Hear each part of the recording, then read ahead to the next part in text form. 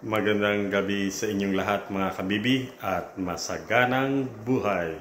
Ngayon tayo magluluto ng pork humba. Ayan, ang ginamit natin mga sangkap ay ang mga sumusunod. Pakita ko sa inyo.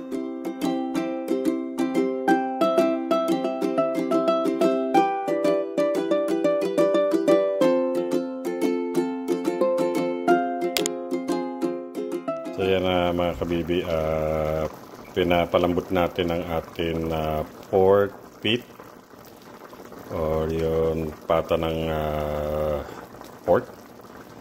Ayan, so nilagyan natin lang siya ng tubig at saka soy sauce at saka yung laurel. Padalan ko lang siya nitong star anise para lalong sumarap ang ating pork humba at saka yung isang pirasong laurel. So, ang ginagawa ko lang dito, pinapalambot ko lang siya ng konti. Pero sa tingin ko okay na kasi igigisa natin ito. Ganun lang kasimple yan. Okay, maya-maya papakita ko na sa inyo kung paano natin igigisa ang pork humba. Itong mga gagamitin natin na panggisa, meron tayong bawang. Tapos sibuyas. Ayan, meron pa natira na sibuyas na pula, kaya inilagay ko rin siya. Tapos meron tayong gagamitin na banana blossom. Ayan, binabad ko siya para mag-a-add ng flavor yan mamaya. Of course, di mawawala ang brown sugar. At sa atin naman mga liquid na pampalasa, meron tayong pure sesame oil. Of course, gamit tayo ng oil. Chicken broth. Yan, chicken powder. At saka soy sauce o toyo. Nagamit din ako rito ng dark soy sauce para mas maganda rich ang kulay. So yan mga kabibi, tayo magigisa na. Nalagyan lang natin siya ng oil, yung kawali. Kaunti lang para ma-saute lang natin ang gagamitin natin na sibuyas. Ito. Saka yung bawang. So ito na yung kinalabasan na pinalambot natin na pork feet. Ayan.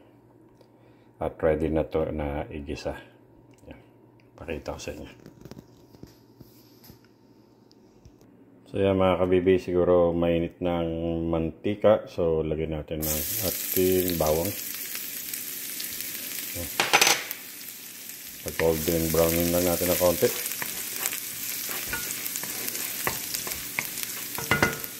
Tapos sabay na natin ang sibuyas.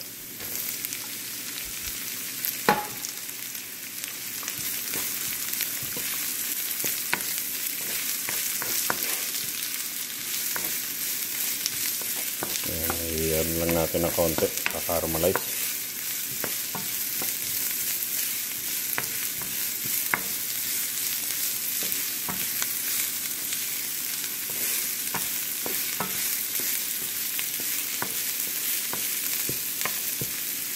Siguro okay na siya, ilagay na natin ang ating pork feet na pinalambot.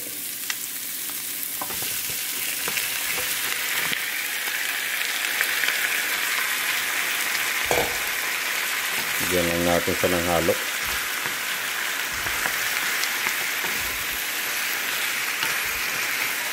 Ayan.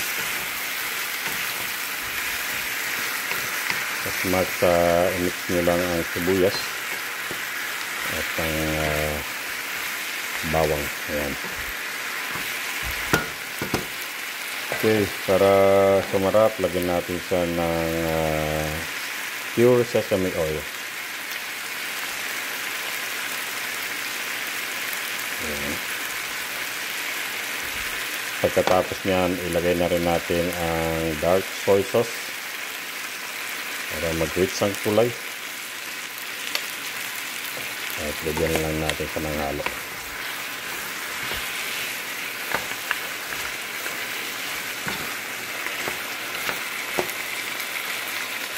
Okay, pakita ko sa inyo mamaya kung ano yung kinalabasan ng kulay niya. So yan, nagbalik tayo. Lagyan natin siya ng chicken powder para lalo siyang sumarap. Of course, sunod na rin natin ang brown sugar at ang banana blossom. Yan lang natin siya ng halo.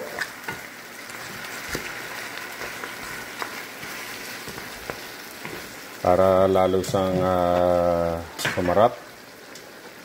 Lagyan natin siya nung pinagpakuluan ng pork. Ayan. Tapos papalambutin pa rin natin to. Ika-caramelize pa na konti.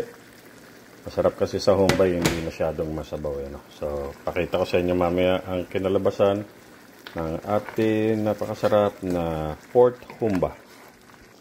So yan mga kabibi, ang ginagawa lang natin dito, pinapakuluan pa natin para ma-reduce pa yun pinakang sabaw niya, no? Kasi masarap sa humba yun, medyo thick yung sauce niya, yung sabaw. Ayan. At the same time, lalambot pa yun atin pork. Ayan. Lalabas pa siya ng mga flavor. Ano. So yan mga kabibi, tapos na yung 5 minutes na pinakulo pa natin yung atin pork with yung humba. Ngayon pakita ko sa inyo ang kinalabasan at napakasarap ito. So ito na, luto ng atin napakasarap na pork with yung pata ng pork. Ginawa natin humba. Ano. So yan. Ready to eat now. So again guys, thank you so much for watching all my YouTube channel. Ayan, yung mga video na aking in-upload. Again guys, dahil sa inyo, ako'y na-expired na magluto ng maraming pagkain Pilipino. Ayan. So ito yung Kabibi, Cook With Me. Kabibi, alika, magluluto tayo ng napakaraming mga pagkain Pilipino. Dito yan sa Kusina sa Gazebo. Another aloha, mahalo, mahal ko kayong lahat. Ayan. So magkita-kita tayo ulit sa next video. Bye for now. God bless you all.